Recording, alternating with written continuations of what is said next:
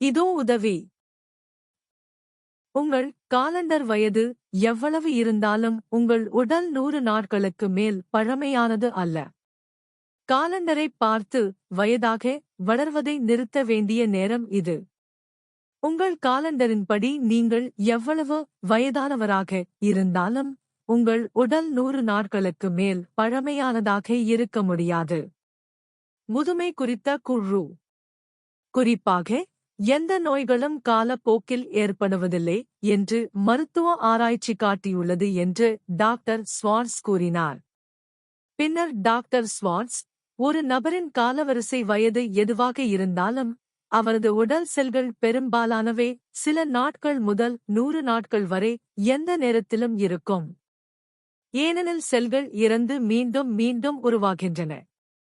அடுத்த அத்தியாயத்தில் ஒவ்வொரு நிமிடமும் 3 பில்லியன் புத்தம் புதிய, உயிருள்ள, முக்கிய செல்கள் உங்கள் இறந்த நிராகரிக்கப்பட்ட செல்களை மாற்றுகின்றன, ஒரு புதிய உங்களை உருவாக்க என்பதை நீங்கள் அறிந்து கொள்வீர்கள். உங்கள் உடல் செல்கள் அனைத்தும் 100 நாட்களுக்குள் மாற்றப்படும் என்று டாக்டர் ஸ்வார்ட்ஸ் கூறுகிறார், மேலும் பெரும்பாலானவை மிக விரைவில் மாற்றப்படும். எனவே நீங்கள் நிமிடத்துக்கு நிமிடம் ஒரு புதியதாக உங்களை உருவாக்கத் தொடங்குகிறீர்கள், மேலும் 100 நாட்களில் முற்றிலும் புதியதாக உங்களைப் பெறுவீர்கள். இந்த வியக்கத்தக்க, ஆனால் மருத்துவ ரீதியாக நிரூபிக்கப்பட்ட அறிவியல் உண்மையின் உளவியல் பயன்பாடு அடுத்த அத்தியாயத்தில் விவரிக்கப்பட்டுள்ளது. மேலும் அமெரிக்க மருத்துவ சங்கத்தின் முதுமை குழுவின் புகழ்பெற்ற தலைவரின் மருத்துவ கருத்தின் வெளிச்சத்தில் இதை படிக்குமாறு நான் உங்களை கேட்டுக்கொள்கிறேன். பொதுவாக முதுமையுடன் தொடர்புடைய குறைபாடுகளைப் பற்றி டாக்டர் ஸ்வார்ட்ஸ் கூறினார், மனித எலும்பில் காலத்தின் தாக்கம் முக்கியமல்ல, ஆனால் சுற்றுச்சூழலின் தாக்கம் உங்கள் சூழல் மன ரீதியாகவும் உடல் ரீதியாகவும் உள்ளது. வயதானவுடன் பொதுவாக தொடர்புடைய பல உடல் மற்றும் மன குறைபாடுகள் மூத்த குடிமக்களின் அன்றாட வழக்கங்களில் நல்ல உடல் மற்றும் மன உடற்பயிற்சி திட்டங்கள் இல்லாததன் விளைவாகும் என்று அவர் மேலும் கூறினார். தினசரி உடல் உடற்பயிற்சியின் வகை மற்றும் அளவு உங்கள் மருத்துவரின் ஒப்புதலை பெற்றிருக்க வேண்டும். நான் தினமும் செய்யும் எடை தூக்குதல், டைனமிக் டென்ஷன், ஐசோமெட்ரிக் சுருக்கம், கலிஸ்தெனிக்ஸ் மற்றும் கராத்தே பயிற்சி ஆகியவை வாழ்நாள் முழுவதும் தடகளம் மற்றும் உடற்பயிற்சியின் தொடர்ச்சியாகும். இது பல ஆண்டுகளாக நியாயமான கடுமையான தினசரி உடற்பயிற்சியை தொடர முடியும் என்பதை நிரூபிக்கும் அதே வேளையில், மிதமான தினசரி உடற்பயிற்சிக்கான உங்கள் மருத்துவரின் பரிந்துரை நீண்ட மற்றும் ஆரோக்கியமான வாழ்க்கைக்கு உடல் தகுதியை பராமரிக்க போதுமானதாக இருக்கும். பொதுவாக முதுமையுடன் தொடர்புடைய மனநலக் குறைபாடுகள் தினசரி மன உடற்பயிற்சி இல்லாததன் விளைவாகும் என்று டாக்டர் ஸ்வார்ட்ஸ் கூறியதையும் நீங்கள் கவனிப்பீர்கள். முதியவர்களின் பலவீனத்திற்கு முக்கிய காரணம் அவர்களின் ஆர்வங்கள் சுருங்குவதுதான். பல வயதானவர்கள் தங்கள் நாட்காட்டிகளில் உள்ள மாதங்களை நிராகரிக்கும்போது தங்கள் ஆர்வங்களை நிராகரிக்கிறார்கள். எனவே ஒன்றன் பின் ஒன்றாக அவர்களின் ஆர்வங்கள் கடந்த காலத்தின் குப்பை கூடையில் வீசப்படுகின்றன. முதியவர்கள் தங்கள் ஆர்வங்களை எண்ணங்கள், இடங்கள், நிகழ்வுகள் மற்றும் தங்களுடன் நேரடியாக தொடர்புடைய நபர்களிடம் சுருக்கி மட்டுப்படுத்துகிறார்கள். அவர்களின் ஆர்வங்கள் தங்களையும் அவர்களின் குறைந்து வரும் தேவைகளையும் அந்த தேவைகளை பூர்த்தி செய்யும் சிலரையும் மட்டுமே உள்ளடக்கும் வகையில் அதிகரித்து வருகின்றன. இறுதியாக அவர்கள் அனைத்து ஆர்வத்தையும் கைவிடுகிறார்கள். இது மரணத்திற்கான இயற்கையின் தயாரிப்பு.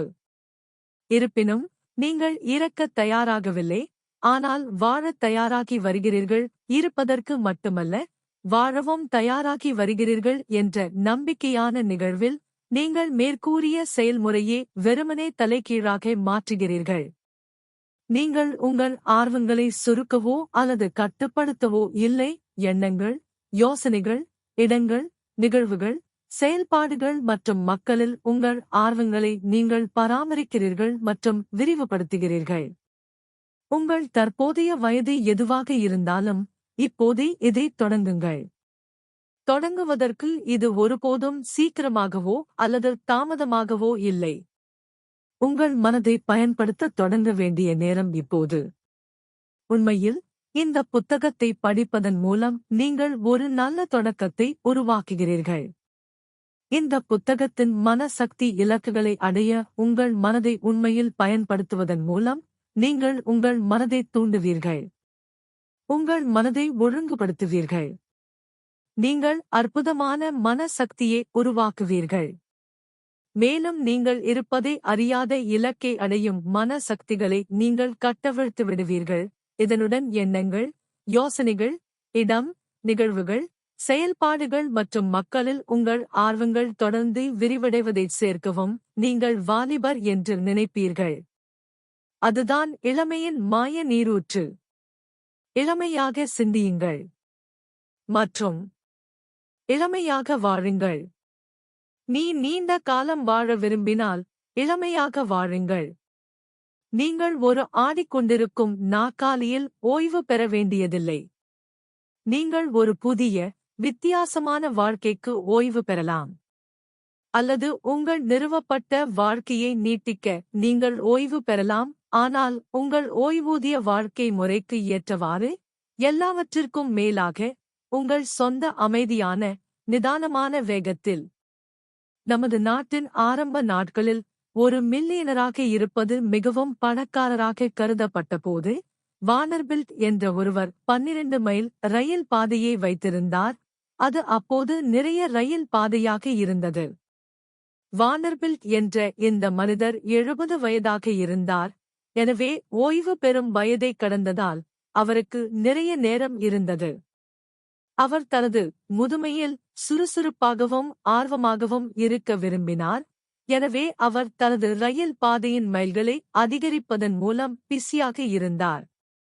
உண்மையில் வானர்பில்ட் தனது ஓய்வு காலத்தை தனது ரயில் பாதையை 12 மைல்களிலிருந்து 10,000 மைல்களாக உயர்த்துவதற்காக அர்ப்பணித்தார். மேலும் ஓய்வூதிய வருமானம் ரூபாய் 10 கோடிக்கும் அதிகமாக பெற்றார். இது அவரது காலத்தில் நடைமுறையில் யாரையும் விட அவரை பணக்காரராக்கியது. உங்கள் மூத்த ஆண்டுகளில் பயனுள்ள ஒன்றைச் செய்வது மதிப்புக்குரியது என்பதை இது காட்டுகிறது.